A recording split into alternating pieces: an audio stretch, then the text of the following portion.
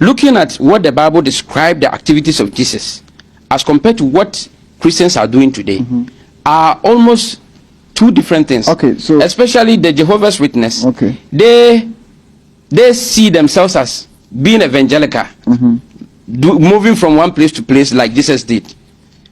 The Seventh-day Adventist Church, they also say that Jesus, following the Jewish law, they were also observing the Sabbath or the sixth day as God's, or the seventh day as God's resting day, and so therefore they have to use that day to worship.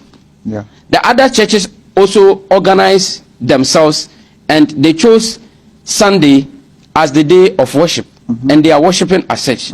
So looking at all these three as compared to what Jesus did is quite different. So I'm surprised that you say Jesus is the way, but yet you are not following Jesus as the way. You are following what you have instituted by yourselves. Okay, so let me come in. So it's actually not true that what Christians today are doing is different from what Jesus did.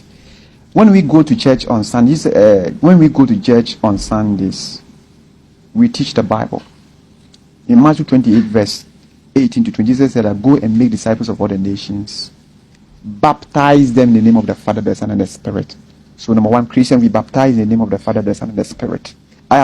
We baptize. This is what Jesus said we should do. Baptize them in the name of the Father, the Son, and the Spirit. Muslim, you don't baptize in the name of the Father, the Son, and the Spirit. That's the Trinity. So Jesus was a Trinitarian. He believed in the Father, the Son, and the Spirit.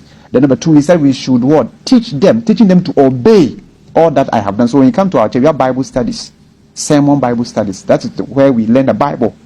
Everybody takes the Bible, open to this verse, both the Old Testament and New Testament. We read, we teach. Because Jesus said we should teach people to obey what he has said we should do. Not someone who has memorized something that you just recite, like the way I see in most of the mosques. Then Jesus said we should remember him in the Lord's Supper. Luke 22 verse 19. He took the cup, blessed it, he took the bread, he blessed it, then he said, do this in remembrance of me. That's why Christians, we do the Lord's Supper. Then Jesus, after the Lord's Supper, Jesus and his disciples sang. Matthew chapter 22, 26 verse 30, they sang a hymn. So in our church, we sing so many hymns. Blessed assurance, Jesus is mine. Tis so sweet to trust in Jesus. There's a land that is fairer than a day. So Christians sing hymns because Jesus sang hymns with his disciples. Then Jesus said, give and it shall be given unto you. That's his offering. So when you go to church, we do offering like the way Jesus commanded. There's more blessings in giving than what? Receiving. Give and it shall be given unto you. So we give this the way Jesus commanded giving, and we give in our churches. Then we also do evangelism. Jesus said, go and make disciples of all the nations. We have several ways of doing that evangelism. In our church, every month we go to house, preach the gospel. But the Jehovah's Witnesses have chosen not to go to radio station. They have chosen to go to every day, go to house to house. That's their way of doing it. So the command is preach the gospel. So whatever way you use for people to hear about Jesus, that is allowed. And for other differences, you are a Muslim, you know, upon all the good things, upon all the teaching that you have in Islam, there are still huge theological differences among Muslims.